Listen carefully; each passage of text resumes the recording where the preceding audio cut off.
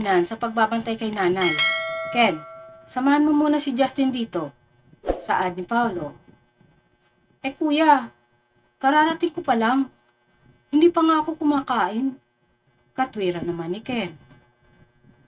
Hindi rin ako pwede ngayon. Aalis din ako. Papasok ako sa trabaho. Wika naman ni Joss. Kanina pa ako rito. Hindi pa ako nakaligo ngayong araw. Palitan niyo naman ako. Saad naman ni Justin.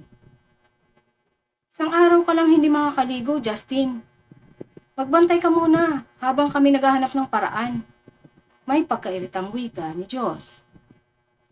Teka, huwag natin pag-awayan ang pagbabantay kay nanay. Alalahanin ninyo, 15 years niya tayong inalagaan.